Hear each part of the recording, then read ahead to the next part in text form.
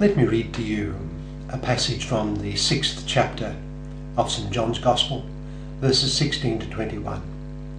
It's the Gospel for Saturday of the second week of Easter.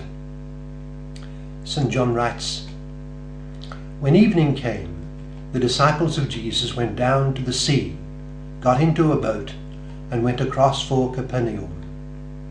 It was now dark, and Jesus had not yet come back to them. A strong wind blew, and the sea began to stir. They had rowed some 25 or 30 furlongs when they saw Jesus walking on the sea and approaching the boat. They were afraid, but he said to them, 'It is I. Do not fear.' Then they took him on board willingly enough, and immediately the boat reached the shore to which they were going." That's from John chapter 6, verse 16 to 21. You know, the division of the Gospels into chapters and verses came long after the actual writing of the Gospels, of course. That having been said, we notice that at the beginning of chapter 5 of the Gospel of St. John, the text begins with "after this." The Greek is meta tauta, after these things. Chapter 5 verse 1. It suggests that what has gone before in chapter 4 is now being left for something new.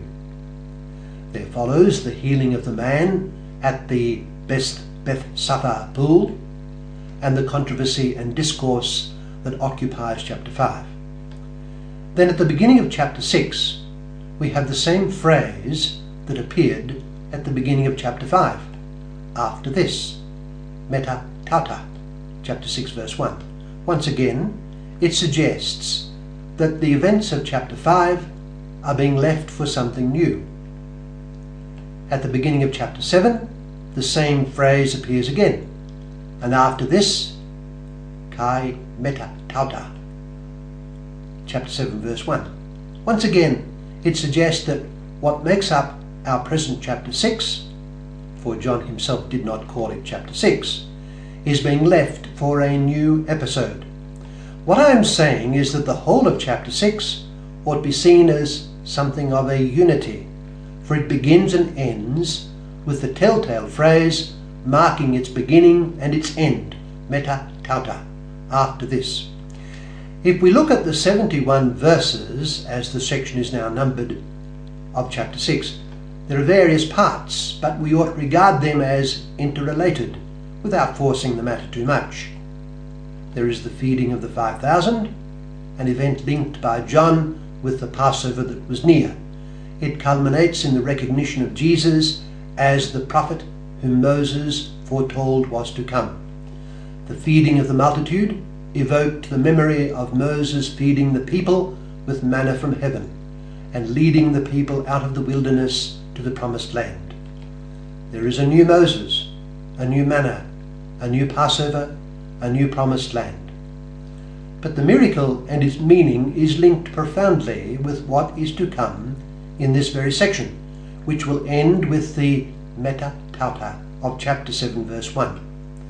The burden of the whole section is Christ's extended discourse on the Eucharist, chapter 6 verse 25 to 65, culminating in the desertion of many of his disciples, the profession of faith by Simon Peter and the apostles, and the announcement of Judas's infidelity, chapter 6 verse 66 to 71.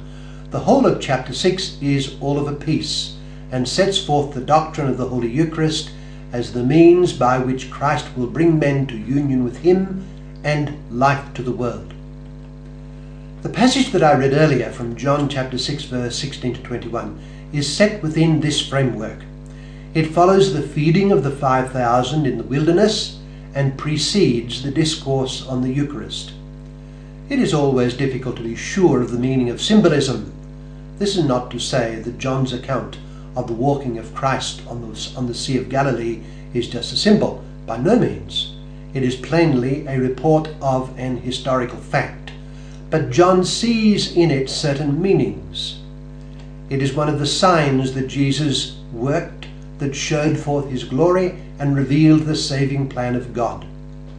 What might have been the meaning of this event? Let us remember that it follows the event that evoked the memory of Moses leading the children of Israel through the wilderness, sustaining them with the manna from heaven and effecting the Passover from slavery to the freedom of the promised land. Christ was the new Moses. But the other great memory of the children of Israel was associated with his leading them as a liberator, was his leading them across the Red Sea. The waters prevented their escape from their pursuing oppressors. By the power of God, Moses parted the sea and they passed over to the other side. The way ahead to their God-given goal was clear. At the end of the feeding of the 5,000, Christ was recognized as the new Moses, and there was talk of making him their political king. Christ put an end to that idea. But then there followed the apostles setting out on the Sea of Galilee to the other side. It was dark, and a strong wind blew, and the sea began to stir, suggesting difficulties to come. They were some 3 or 4 miles out on their path when they saw Jesus walking on the sea and drawing near to them. They were frightened, but Jesus reassured them, "It is I, do not be afraid." I suggest that John understands this event as yet again showing forth Christ as a new and far greater Moses, doing what Moses could never have done. He walked on the very waters, and as soon as he joined his disciples in the boat, to their joy, immediately the boat was at land to which they were going. Not only was there the miracle of Christ coming to them on the water and joining them to conduct them through the difficult sea, but there was something miraculous about their quick arrival at their destination. John seems to be suggesting that this event evoked the memory in the disciples at the time, and for his Christian readers as well, of Moses leading the children of Israel across the Red Sea to slavery. Apart from the general lesson of Christ being all-powerful and coming to the aid of man in distress, it is to be linked with the doctrine of the Eucharist soon to follow. Christ is the new Moses who would give to all of the children of God a new manna from heaven, one that brings life to the world. He can do anything. As John writes in the prologue to his gospel, the law was given through Moses. Grace and truth has come through Jesus Christ.